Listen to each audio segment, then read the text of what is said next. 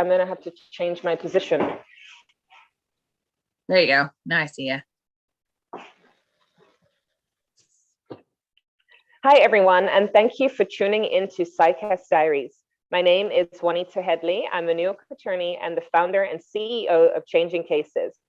You are listening to a set of discussions dealing with the issues of human trafficking, child abuse prevention, and of course, knowing how to respond to the question, can you keep a secret? Over the following weeks and months, I'm going to take a look at some hard-hitting topics with a view to educate, empower, and inspire you to change the way that you think, act, and respond to better safeguard the children in your world. Today, I'm excited to have on the show, Delana. I hope I pronounced that correctly. You got it. Thank you so much for being here. Yeah, thanks for having me. This is super fun. Most definitely. It's been a while in the planning, but we've eventually made it happen, even though we're right here at the end of the year. So I'm very thankful. And again, I appreciate your patience. Definitely. Thank you. Delana moved to Bali, Indonesia in 2014, where she volunteered for a local nonprofit which operates a shelter for teen survivors of sex trafficking. Her role was to train and develop the staff in better standards of care. At the urging of local colleagues, she created Dark Bali to offer the same support to other organizations. Dark Bali is a non-profit organization which aims to strengthen and equip those on the front lines of abolition work throughout Indonesia through regional and national task force. She holds a BA in Intercultural Studies from Biola University and an MA in Global Leadership with an emphasis in children at risk from Fuller Seminary. Is there anything you would like to add to what I've just read from your bio? Anything I may have missed off? I mean, that's pretty much it, right? I kind of just been all over the place and I've landed in my passion, which I feel like is a big gift. It's amazing. And so I want you to share with us a little bit about your background. As I asked you off air about your accent, you said that you're from America, but just tell us a bit about yourself for those who have never heard of you, never heard of Dark Bali. Yeah. So the hardest question for me is always, where are you from? And I'm like, oh, I'm not really sure what to say. So my passport is US and I was in the US in the South when I was pretty young. And then my family moved overseas to Latin America. So I actually grew up in Costa Rica, Honduras, and then came back briefly for university, went back overseas to Peru, and then eventually landed in Indonesia. So at the moment, sitting in Florida, USA, but yeah, definitely global nomad is probably my main background and identity. That's really awesome. And even as you're sharing there, I'm thinking about some of the countries I've been to, my experiences, and how I feel that traveling really opens up your eyes. It changes the dynamics of the appreciation you have for your home country. Because of course, for example, in certain parts of Asia, you may shower with cold water or with a bucket. And so it's like learning to adjust to these things that are luxuries here in the US, which is hot water. We don't realize it's a luxury until we go overseas. And of course, you mentioned about Honduras and spending time there, which for me as a listener, that sounds very exciting. I've traveled the world, but I've never necessarily lived in another country. So can you share with us a bit about what it was like for you spending time growing up in Honduras? Yeah, I mean, if you've heard much on the news the last few years, you'll know that violence and gang violence in particular is a really big issue there. My family was actually located in like a small mountain town. So we weren't in the middle of the urban centers where a lot of that is, but definitely a lot of it hit us. And so for me growing up, I was just kind of surrounded by this knowledge that like there's a lot of bad things going on, a lot of violence, but in our community in particular, there's just a lot of violence toward women and girls. So I would say pretty much all of my girlfriends growing up were sexually assaulted at some point. Some were trafficked. And it was just kind of like the water that I was swimming in. And I was protected, I think, mostly by nature of my parents and their passport privilege, so to speak. But that was just kind of what I saw around me. So that was very formative and definitely a big part of why I ended up working in anti-trafficking, just because I wanted to do something about what I had no power over when I was a kid. Thanks for sharing that. And it's very unfortunate, but I know that even in parts of Africa, there can often be a lot of abuse and exploitation.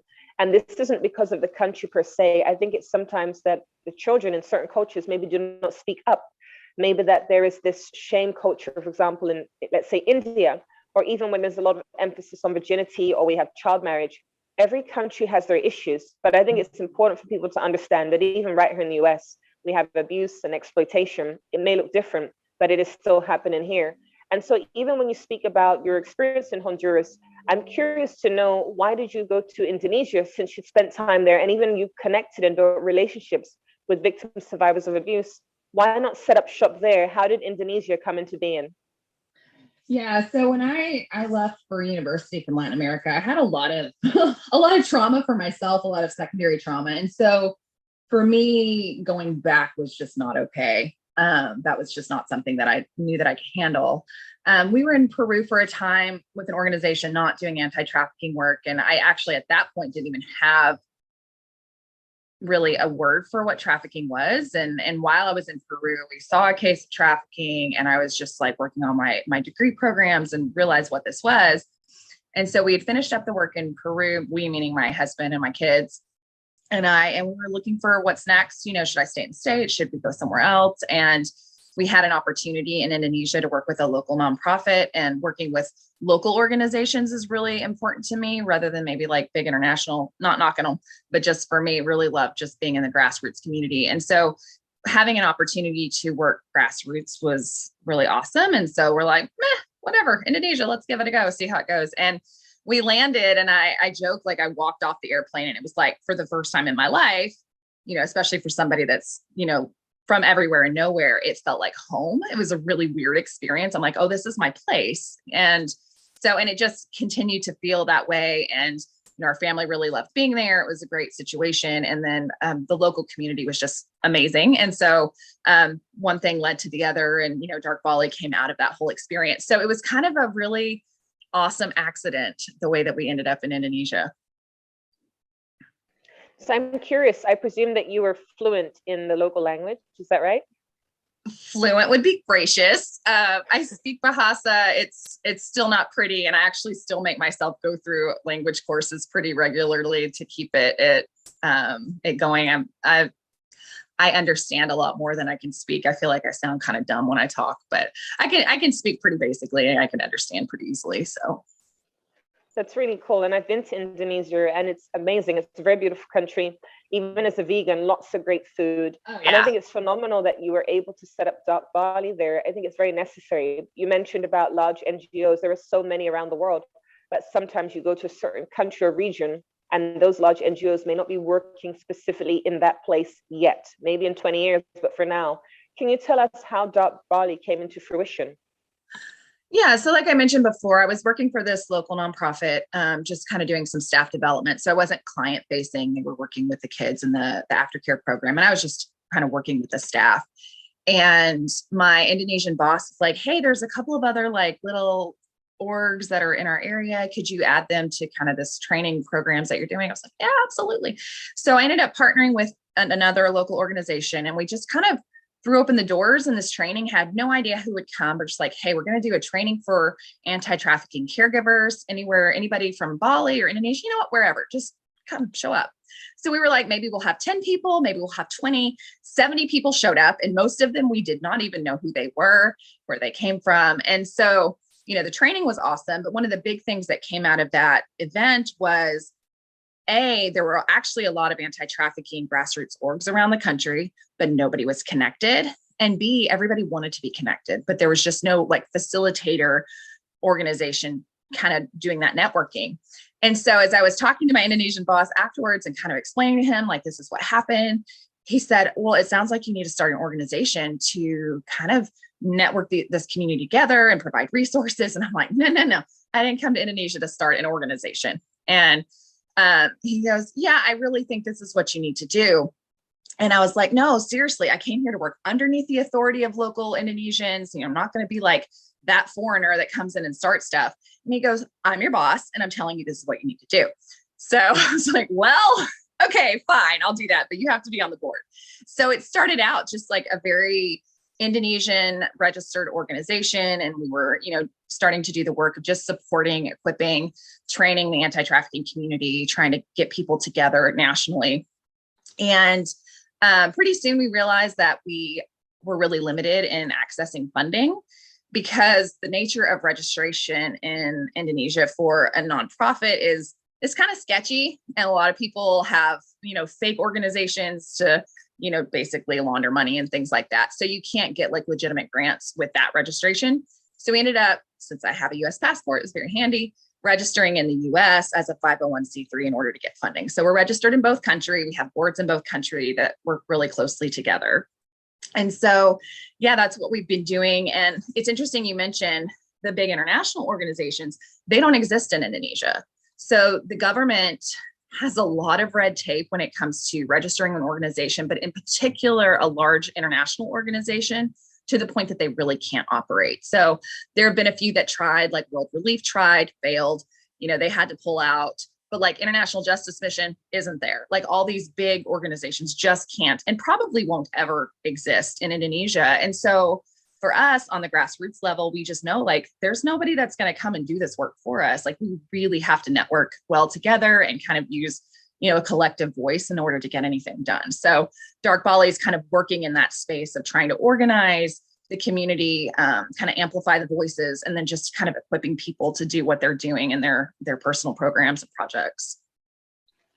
Thanks for sharing that. And I'm surprised, but also disappointed that there are all these restrictions that prevent organizations like IJM or OUR, Operation Underground Railroad, from being there, because they have a lot of resources. And even when it comes to funding issues, these big NGOs, I believe that they tend not to struggle with that because of all the regular donors, the donations, and how global they are. But I think it's fantastic that you were able to start Dark Bali, even though you were kicking and screaming a little bit, you got there eventually. And it's very necessary, as you've rightly said. And I think it's fantastic because although it may not have been your initial goal or desire, it's something that's necessary because, of course, you have the outsider perspective, you can get funding from the US, etc. So I think it's great because you're able to bring, and I feel for us to allow change to happen, we need to go into community, meet them where they're at, not just go in with all our ideas, but see how they do things, get the approach. And as you said, you went there and it was like home for you. So I believe going in and not having an intention to be like a whirlwind and change everything, that you had the right mindset, the right attitude, and you had to be coaxed or forced into doing it. And I would say yes, forced. It's so true. Like the community is so incredible. And these are people who've been doing decades of anti-trafficking work, sometimes before they even had words for it. They just knew there was this problem in our community and we need to do something with it. And so they have these teeny tiny budgets that they do so much with. And, I'm in there watching this going, man, which is this much, I've done some anti-trafficking work as well in the US. I was a program director for an organization in California for a few years, working frontlines with clients.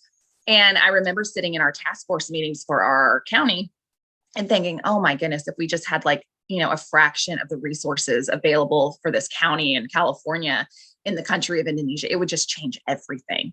And so you're right, because I speak English and I have a pretty global network, I have access to all these resources. And so few of them exist in Indonesia. So some of what we're doing is even just translating things, or I've sat with directors of programs going, okay, this is a child protection policy, this is why we need it, and let's work on getting one into your program. And because they don't exist, just those very, very basic program things just don't exist. And I think 20 years ago, when anti-trafficking became more known, at least in the US and other parts of the West, it kind of skipped other places. And in Indonesia, it never got on the radar. And so while the US and other places developed policies and laws and NGOs started to address trafficking, that has been working for the last 20 years, Indonesia, it's just getting started. So we're kind of 2 decades behind everybody else. And so it's kind of a really fun thing to be able to be,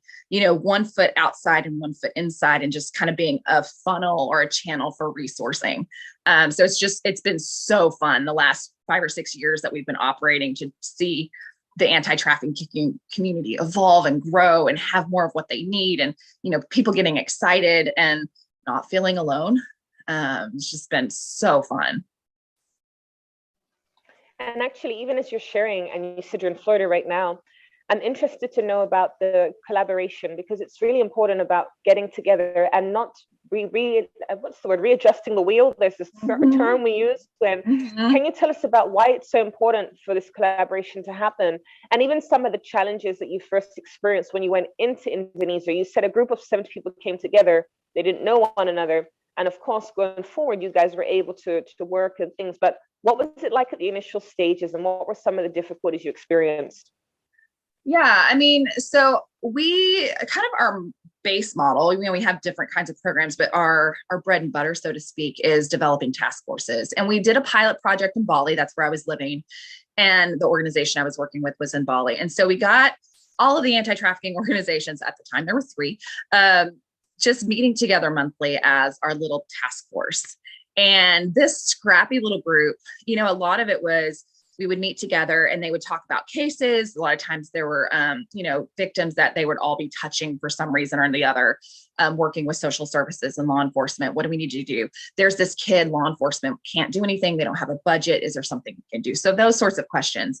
But then they would just be talking about things that they needed and I would listen. So I remember one of our early meetings, somebody said, we have these girls coming out of brothels that were able to help, but they're pregnant and we don't have any access to medical care, obstetric care. And I'm like, I'm on it.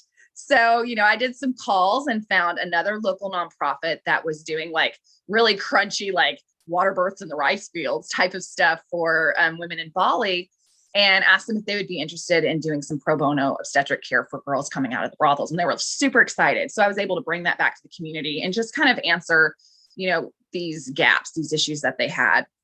And so everything that we've done from the very beginning has followed that model of sitting together and listening and saying, what's needed? What does everybody need? And then going and doing it. So sometimes that means doing a trauma-informed training program, or, hey, our local police are really interested in working with victim services, but they need to know more about human trafficking. We don't have bandwidth. Can you do a training for law enforcement on just basic human trafficking issues? Of course. So that's really been the model. And then, so this group has grown. And I mean, the Bali task force is several years old, very mature and just kicking butt at this point. And then we expanded nationally a few years ago and are working to develop other regional or city task forces. And then all of those are networked together into one national task force. And we get together about every quarter via Zoom. And I mean, and sometimes these calls are like, 50, 60 people big. So they're big, but we're bringing in kind of national questions, as a whole national community. Are there policies we need to address or ministries we need to get networked with nationally in order to be more effective? Are there trafficking trends that we're seeing? What's COVID doing to trafficking as a whole in Indonesia? And so we just get to facilitate those conversations. And, when there's something that the whole group is like, hey, we need this or that, then that's how we respond. The challenges are that a lot of different things, but funding is hard. But I think on the flip side, because we're also able to do so much with so little, right? Like, because we're just scrappy ourselves. It's like, hey, let's just get in there and get things done. We have a staff of 2, so our staff is small and it's just like the day-to-day stuff. I think another challenge is Indonesia is islands, just thousands and thousands of islands. And it makes trafficking easy because all a trafficker needs is a boat and a beach and they're gone, right? So intervention can be really difficult. And then continuity of care can be difficult. If you're repatriating a victim back to another island, it's very common for that person to get lost in the system. Case management is not online. It's all on paper. So even transferring files is really complicated. So those are some of our challenges. And I think it speaks to why it's so important to have a network. We had a call, or it was an email that came into our website about a gal who had been trafficked. And this person had seen this kid on the street and they're like, I think this kid's being trafficked. This is the location. So immediately I called my director, said, hey, do we have anybody in this area? And she said, well, I think there's somebody a couple of hours away. So she made some calls, and within 48 hours, we'd actually found the child in this city. And it was all because we were able to follow that network. And so we were able to get this kid into Child Protective Services, and, the rest is history. So, I just know 5 years ago, that would not be possible. You cannot call somebody and say, hey, there's this kid somewhere, and have anything actually happen. But because we are networked nationally and because our community is networked to government social services, we're actually able to do just much more robust identification and intervention. And actually, as you're sharing, I'm thinking about these girls, and even just you spoke about them being pregnant and receiving the care. These are things that many of us in the West cannot even really understand or comprehend. And as you said, there are so many islands, and that, of course, creates a lot of challenges and issues. And then, of course, it opens the door for a lot of trafficking very easily, as you said, for them to just get on a boat. But of course, trafficking in Indonesia is very different from that, let's say, in the Philippines or India. So can you explain what it looks like, the type of vulnerability, so we have an understanding of, in real terms, how trafficking is so successful in Indonesia specifically?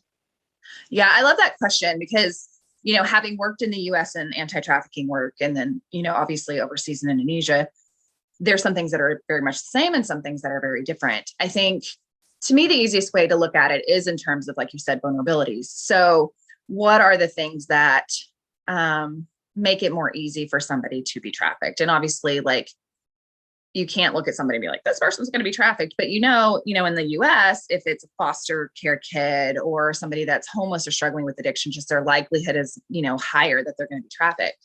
And a lot of those in the US context and in the West in general are relationally based. People have a need for protection, they have a need for food, they have a need for love and relationships. And so those are the vulnerabilities that are exploited that make them end up getting trafficked.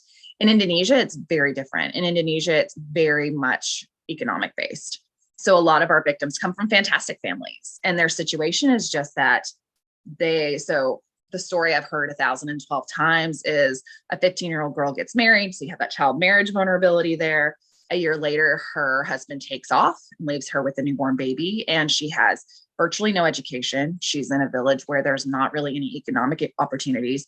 Now she has a child to care for, and she has parents who she has a cultural obligation to provide for as well. So she's got to find something. And so now she's vulnerable to a recruiter who comes and says, hey, I have this hotel in Bali or Jakarta. Why don't you come to this hotel and you can work, you can send money back home and take care of your kid and your parents. And you know what? I'll even like front you the money for your ticket, for your plane ticket, and even a phone so that you can like FaceTime your kid and your parents back home. And she's like, yeah, sounds like a great deal. I mean, she's 15. What does she know? Right. And so she goes to Bali or Jakarta, gets off the plane and gets taken to a brothel and gets told what she's going to be doing. And if she says, I don't want to do that, they will pull up a contract, which is illegal, but she signed this contract to work for them. Well, no, you have to. She still says no. They say, but you owe us money for your plane ticket, for your phone. And if she still throws a fit about it, they'll say, we know where your family lives. And, with the threat of violence. And at that point, pretty much always she's going to be compliant. And so, I know so many girls and women with that exact same story. And so for us, a big part of the issue is economics, people looking for work. And so providing jobs and education, employment opportunities is huge prevention, but it's also 100% necessary to prevent re-trafficking. So as we're working on, restoration care, we're really heavily trying to recruit businesses, either social enterprises or just, for-profit businesses that are willing to employ a survivor, because without the answer to how do I take care of myself and my family, people will pretty much inevitably end up re-trafficked, whether that's domestically or internationally. We have a lot of domestic workers that get trafficked into the Middle East, into Singapore, Malaysia. A lot of men get trafficked into the fishing industry or logging industry. So, but it's very much based in employment, migration, and economics in Indonesia. Thanks for sharing that. And even as you give the example, it's something that does happen commonly because of the vulnerability. And as you said, it's very much this opportunity to make a better life for oneself and their family members. And one of the things that I hear very frequently is these threats, because no matter how they may get on with their family or not, in those cultures, there is this burden and responsibility, not the same as in the West, where we're independent, we're 18, move away. You have to fend for your family, you have to provide for them. And even I heard of, I can't recall which country it is, I think it may be Cambodia, where the women will often go into brothels, and that's why the mothers are very happy to have a daughter, because a daughter will work for the mother, in the sense of that is their aspiration, the mother's aspiration, to have a daughter who will work in the brothel and give me money, even though the mother is more than capable and able to work for herself. For those of us over here, it's hard to understand that because of the cultural differences, but family is very important. I've even heard of cases in South America also where they are threatened. And for me, it's hard to understand what that would be like, because no matter your faith or belief, you would feel responsible if something happened to your parents. Yep, you know that the God you serve they're going to go to heaven or whatever you believe in the afterlife. However, you wouldn't want to feel that I have allowed my parents to die for their lives to be taken away. And so that, I would say, is a vulnerability. Your love for your family, the respect that you have for your family, is why you're willing to allow yourself, if I can use that term, to be exploited, often sexually or otherwise, to provide for your family. And in some cases, that very same family, if they find out you're a prostitute, if they find out you're being sexually exploited, then they will disown you. And so there's that issue as well. Yeah, it's messy. So complex, and it's very, very sad, because this woman, this young girl, wants to provide for her family, who will disown her because she's providing for her family. But then in saying all that, I'm sure that you've heard some stories, and I do wonder if there's a story or a number of stories that have really affected you, that maybe have influenced very much the work of Dr. Bali, and you'd be willing to share that with us today. Yeah, there's a couple of things that come to mind. I mean, just kind of thinking along what you're saying, I remember I did some work in brothels in Indonesia, just some outreach stuff. And there was a young woman, I think she was about 16 or 17, kind of the story that I mentioned a minute ago, that was pretty similar to what had happened to her. And I remember one time sitting in the brothel with her, and she had managed to pay off her debt, which does happen sometimes, which is nuts. I mean, she's like trafficked and stuck and working, but she's paying off this debt. And she finally, after months, was able to do so. And so when I went and I saw her that time, she gave me a big hug, and she's like, guess what? I paid off my debt. And I was like, that's amazing. So are you going to leave? And she said, no, I think I've decided to stay. And I was really surprised, because she hated being there. You know, she does not want to be there. She does not want to be involved in sex work at all. And I said, okay, well, tell me more. Like, what's leading you to this decision? And she said, my daughter, her daughter was a preschooler. She says, if I leave, my daughter is going to be here in 12 years doing the same thing. The same thing's going to happen to her. But if I can stay and work freelance, get a pimp and start doing sex work, then hopefully I can put her through school and she can actually get the education I never got. And when I'm old, she can take care of me. And I went home that night and just bawled for like 2 days, because I was like the lack of choice and the lack of hope, and even the sacrificial nature of a mother. I have 4 kids, so I get it. Like, if it was me or them, it would be me 100% of the time, right? Like, I get it. And I just wept, because I had no better solutions for her. I had nothing I could say, because she was 100% right. Like, that's her options right now, or her lack thereof. And so I think those are some of the stories that hit me. But then where I went was, I only went on these outreach things about once a month. That was what I had time for, and honestly about how much I could personally tolerate without falling apart.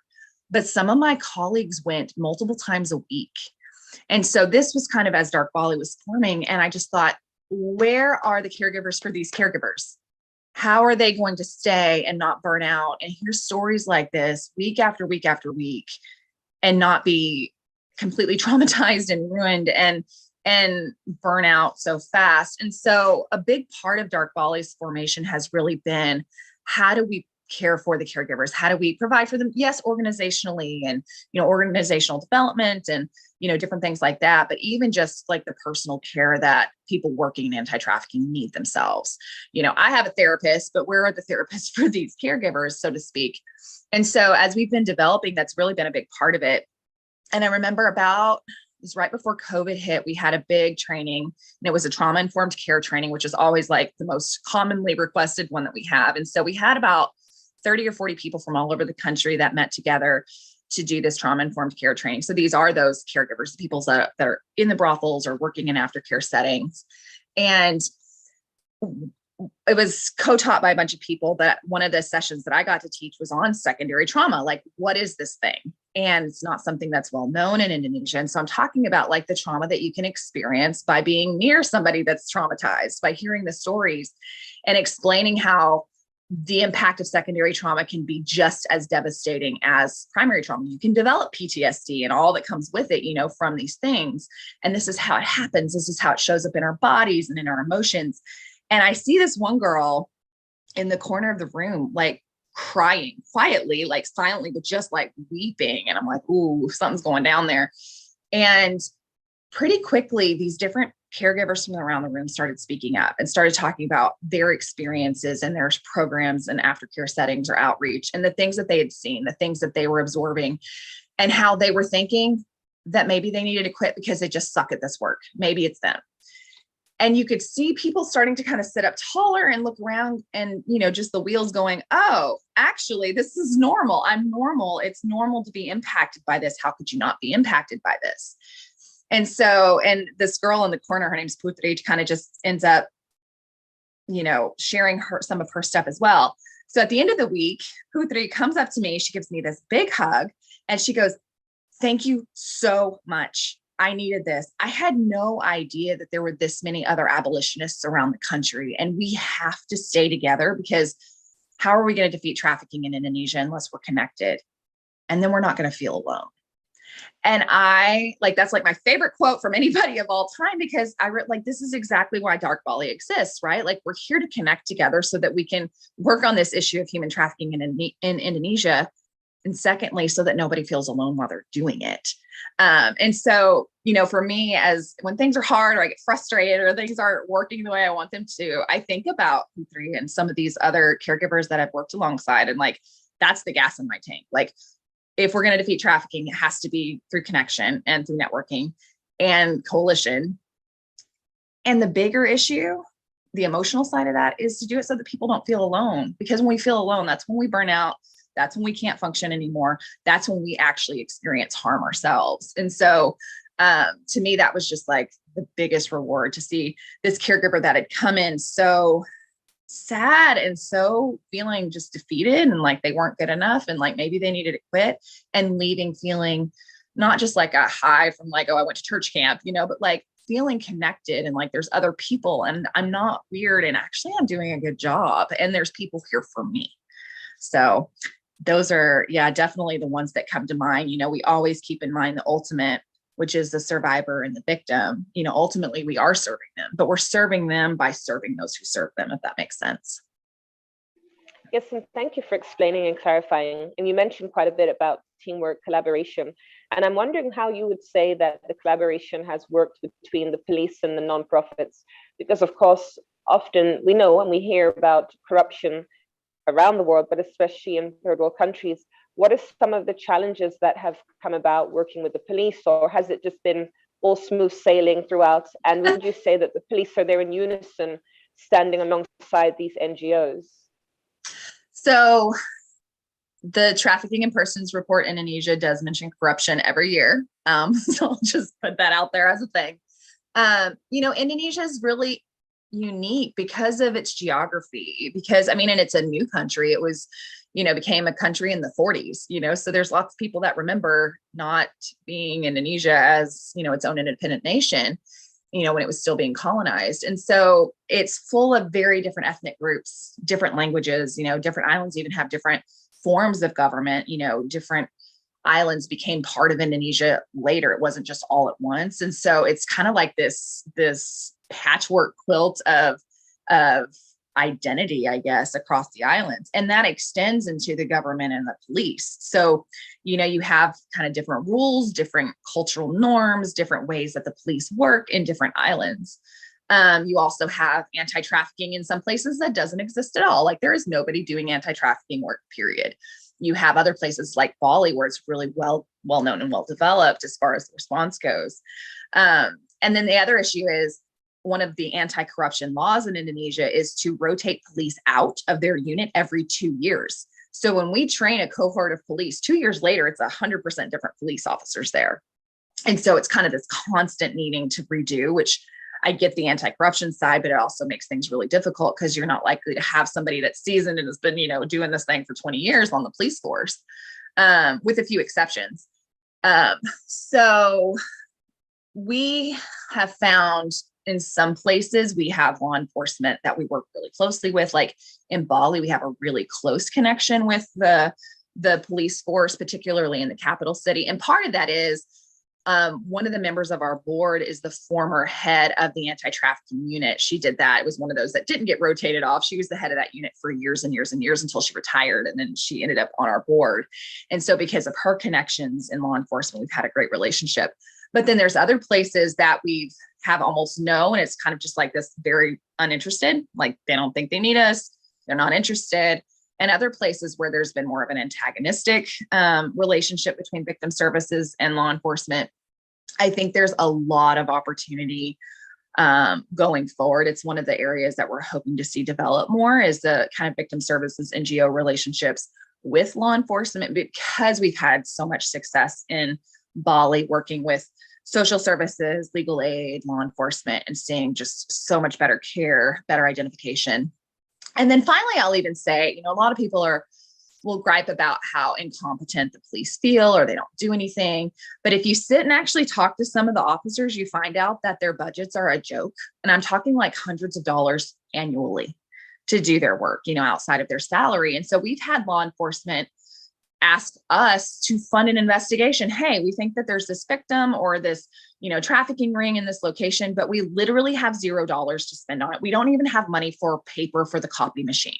So if we're going to investigate, we need to be paid, like we need to have money to do that. And so there have been cases where different NGOs or even Dark Bali have actually funded the government, essentially the police, to do their job. And I think, it's a huge country and resources are just really, really limited. So I think a lot of times it's not so much the lack of desire. Oftentimes it's a lack of understanding or ability, because they've been rotated in and out. They're, new to trafficking. They don't even know what's going on.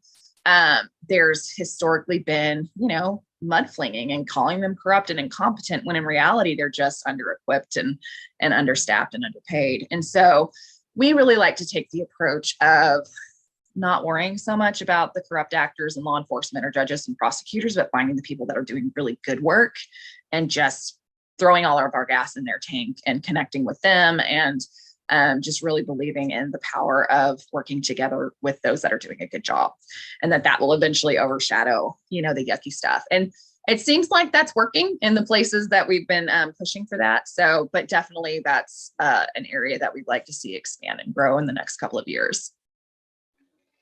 And actually, I'm just wondering, when you mentioned about the lack of funding, even down to money for paper copying, what are some of the other gaps that are there? I believe one of the biggest gaps in anti-trafficking world is finances and funding and money. And even as you said there about the police being new every 2 years, because the way that I see that obviously is a very good thing, because it will minimize corruption. However, you may end up connecting with one police officer who really has this passion, who really believes in what you're saying, whereas others, disinterested, don't think it's happening, think you've misunderstood. And that even happens here in the West, when you'll tell a police officer this could be a trafficking case and they think you've misunderstood. In fact, there's a documentary on Netflix called Unbelievable, where a young girl claims she's been raped. The police say it's not true, and it actually is. What right. Even more, when a person doesn't fully understand human trafficking, is new in this role, they're into week number 3, there's a trafficking case. So I think it's good, but I think that probably that the benefits outweigh the negatives, or vice versa, because of the fact that trafficking, it's very successful. It's a criminal industry where these individuals know exactly what they're doing, and they can make it appear as though no, it's choice, or that the person is married or whatever, because in South America, there's certain parts where there are some men who will marry a woman to pimp her out. And so that even could be a form of trafficking. What about child marriage? But aside from finances, what are some of the other gaps? I mean, again, I think it really depends on where you're looking at, what type of community, which island even. In some places, the community is so small, or the island's so small, that everybody knows everybody. So in Bali in particular, where we've worked a lot with law enforcement, that's been an issue that we've seen, is everybody knows who the law enforcement officers are. So like, how do you do an investigation when everybody knows exactly who you are? And so that can be really challenging. And the way we've gotten around that is partnering with some international investigation teams that have been able to come in and kind of do the covert investigations, pulling together a report, and then they can give that to the police, who can, do whatever they want with it. That's kind of what their responsibility is to do. So I think that can be a particular issue. I think the other big gap that we see in Indonesia is there is a really big chasm between government and policymakers and the people on the grassroots front lines folks. There is very little communication between the two. And so you have I gotta say, I was a little annoyed and offended. There was a full-on anti-trafficking conference in Bali not very long ago, and nobody in Bali got invited. None of the actual anti-trafficking organizations even got invited to it. And it was all these just, I want to call them talking heads because that sounds disrespectful, but it was these government people up here, like with zero access to actual victims through the people on the front lines. So it was, some of the government sector and the social services might have been involved. But, to me, it was just like, this is nuts. Like, this is just bad strategy. And so one of the things that we really want to see is, jumping that gap or bridging that gap, I should say, so that we have access to speak into the policies that are being created, because actually we're working with victims every single day, either in recovery or before they're even able to escape, in outreach. And also we want to be able to be accessible to them. You know what I'm saying? So we had it was really fun. A few months ago, we had one of our quarterly national Zoom meetings. So this was like the National Dark Bali Coalition. So everybody's in the same room. And we had invited a national advisor to one of the federal ministries that's in charge of trafficking, kind of does like a national trafficking in persons report for the federal government. And he came in and gave this fantastic presentation on kind of what he saw as like the national issues and the gaps and stuff like that. And then the conversation was, well, how do us grassroots folks impact that? How can we help? And we ended up having to cut the meeting off after 2.5 hours because everybody was just so excited and kept talking and all these questions. And at this point, I just kind of run tech, like I'm just listening in the background. And my program director, she facilitates these calls with one of our coalition partners. And it was so cool. I was like, yes, this is it. Finally, it's taken 5 years, but here are the grassroots community in conversation with policymakers, with people who write the reports, who, are advising the federal government.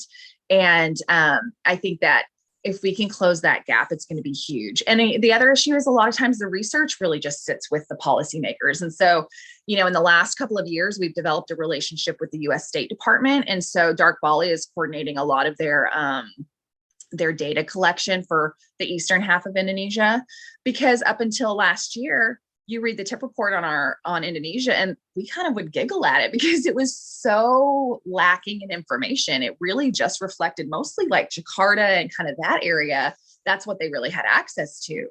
But being able to get data from actually people on the ground makes our data and our reports so much more robust. And that matters because getting funding often sits on things like the tip reports. And if our issues aren't actually mentioned, it's really hard for us to procure grants or funding for those problems because they're not documented. And so, data collection and research is a huge need in the country. A lot of our figures are really, really old. So there's just a lot of opportunity. Thanks for sharing that. And actually, I'm curious to know, I read in one of the questions you sent me that there's actually chemical castration in Indonesia concerning those who are pedophiles. Can you tell us about when that law came into existence, whether that's actually helpful or harmful, and your personal viewpoint on this chemical castration? Yeah, that one was a really interesting one. So a few years ago, there was a law that passed in Indonesia to make chemical castration a potential, it's not always, consequence of, pedophilia, rape of minors. And it's interesting because like for years, you hear, somebody hears something about a child sexual assault, just castrate them, like that's the answer. And I'm like, well, here's a case we can look at is this actually helpful? And I have zero official data on it, right? Like I don't think it needs to actually research this, but what I'm hearing around the community is it's actually been really harmful, because if you've got a male judge about to sentence another male, and this male judge might have very little training or understanding of trafficking or, child sexual assault or whatever, he's going to be a little bit more hesitant to do something like castrating another man. And so we're actually seeing people less inclined to prosecute, less inclined to make the strong enough conviction that castration ends up being required, because, well, you don't want to do that to somebody. That's really mean. So I actually think personally, it's been a real negative. It puts the compassion on the perpetrator rather than on the victim. So I think a lot of human rights organizations are very much against it across Indonesia. But I think even from, child protective organizations or women's rights community are like, this is not helping. This is actually making things more complicated because it's taking away the interest in the real issue. And, instead we're looking at this instead. So like, maybe let's not. Now, I would say that I think that we do need harsher consequences. Trafficking only carries a maximum of 15 years and restitution. Although we had a case in Indonesia, in Bali, where the judge read the law or instead of and the guy didn't even get any time. It was just restitution. So, it's just, and 15 years is nuts. We have a death sentence for drug trafficking. So if you bring marijuana into Indonesia and you get caught, you can have your head cut off. But if you traffic a child, well, we might give you 15 years if we get really mad. So it's definitely a lack of balance in that. But honestly, that's everywhere. That's in the US, that's in Australia, anywhere you look. I did some research on it. And the same imbalance is true pretty much across the entire world, in the West and non-West as well, where drug trafficking carries harsher sentences than human trafficking. Yeah, as you're sharing that, I'm just thinking about whether I would agree with this chemical castration.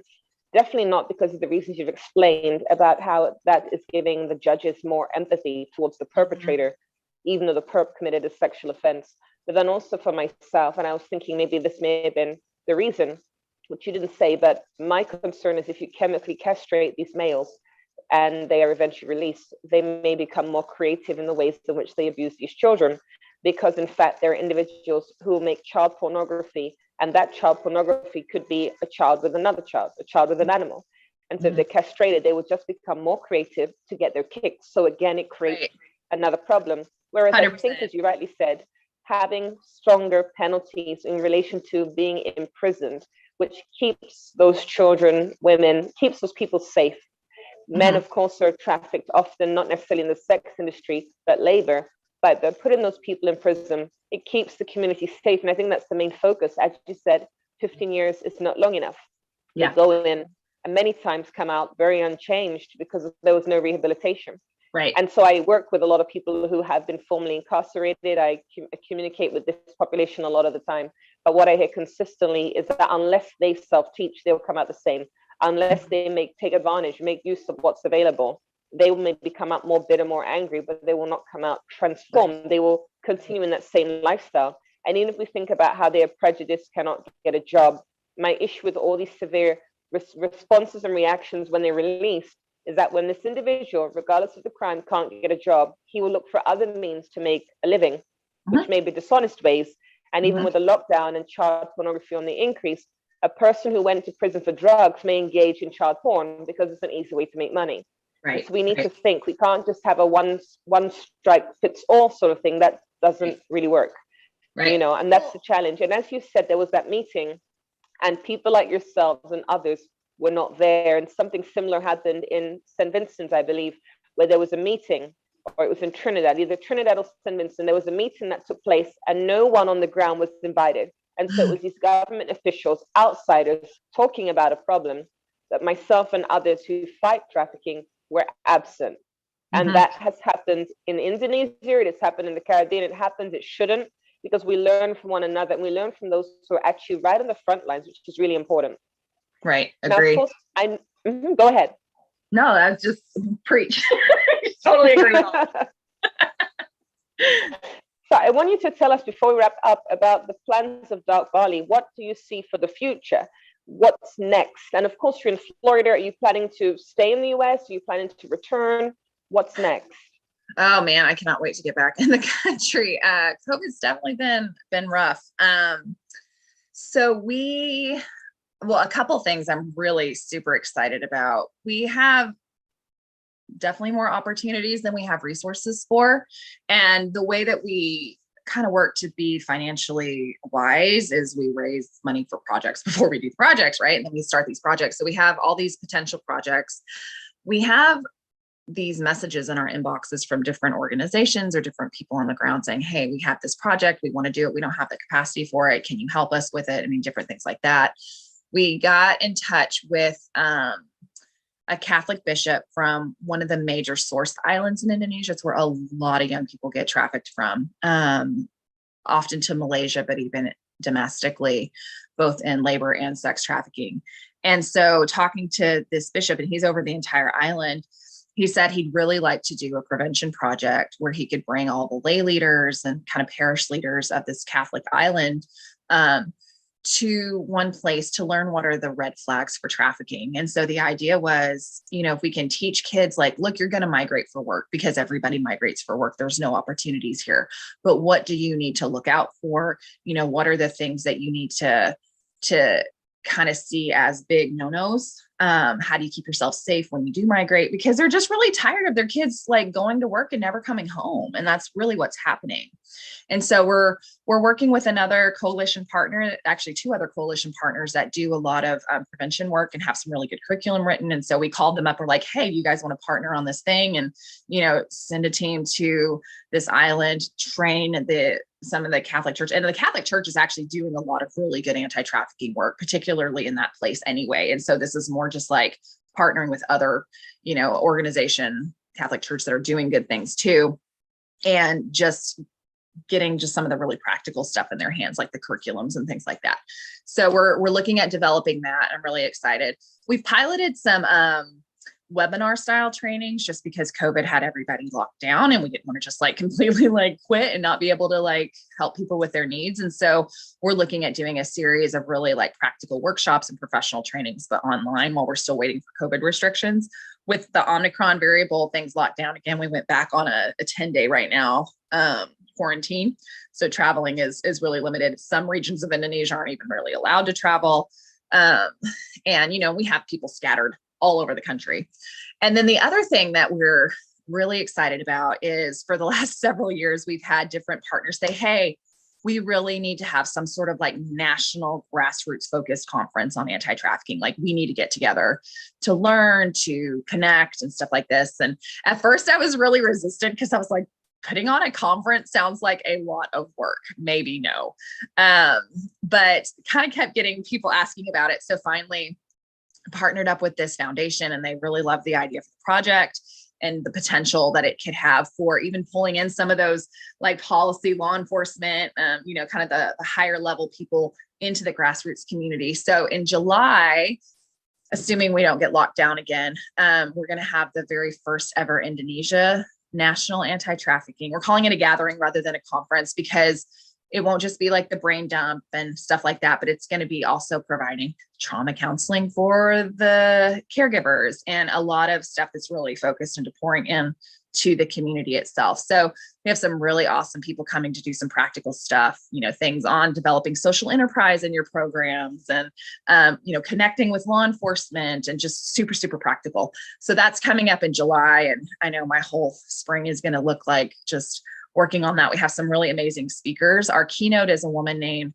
Chandra Wawarunto, who is one of my personal heroes. As soon as we got the grant for this conference, I was like, oh my gosh, I want Chandra to be there. I've never met her in person, but she was trafficked she's a banker that was trafficked from Indonesia to the United States. And when she arrived in the United States, was put into a brothel and eventually was able to escape, work with the FBI to shut them down and get them in jail. And then she was appointed by President Obama to the White House Council for Anti-Trafficking, whatever that thing's called. And so she's this incredible advocate, lives in the US now, but she's actually going to be coming back to Indonesia to speak on mentoring survivors. One of the big issues in Indonesia is survivors never self-identify as survivors. It's too shameful. And so I'd love to see, just the power of her story and her pride in being a survivor that's overcome this issue and being able to be vocal about it. And hoping to see, because we have a lot of survivors that are in our community. You just don't necessarily know it because they're not open about it. So I would love to see them really empowered by their story instead of ashamed of it. So that's coming up, looking at some other law enforcement trainings and things like that. So we have a busy 2022 coming up, hopefully. And then I will be there as soon as they let me back in. Currently residing in Florida. My husband actually is back in school. So, and our kids are in high school. So my hope is get all these kids grown up and in college, and I'd love to move back as soon as I can. But for now, I'm just back and forth, which honestly is a really good thing because it gives the program director there a lot of independence to, do stuff. And then I focus more on kind of the big level stuff, the global partnering, getting the conference put together while she's working on our national programs. It's amazing. And I'm excited for you that you'll be doing all these projects and all this stuff. I'm sure you're going to be very, very busy in the new year. And you're definitely making a headway and really making an impact. As you rightly said, there's so many islands there. There's so much going on. Those who've never been would not understand that the mammoth task you have to do with so little support. But as you mentioned earlier, you're making most of whatever you have, the little that you have, you're making the most so that you can make a difference in the lives of the victim survivors. Before we go, are you able to give your website in case people want to reach out, want to donate, maybe volunteer their time? Definitely. It's pretty easy. It's www.darkbali.org. And there's lots of information there. We try to make it really robust. There's a whole resource page that's half Indonesian, half English, just translated stuff for our community to use. There's contact page. We're also on Facebook and Instagram. And so you can contact us through there. And then, often we'll post stuff about our different projects and stuff through that. So yeah, drop me a line. Any of those 3 channels would go to me. So I'd love to connect with people and talk more. Brilliant. Thank you. And thank you so much for being here. It really has been very informative. I miss Indonesia. I know you miss it 10 times more than me. And I think it has been really amazing. So yeah, thank you again for being here. Thank you for having me. It's been really fun to chat.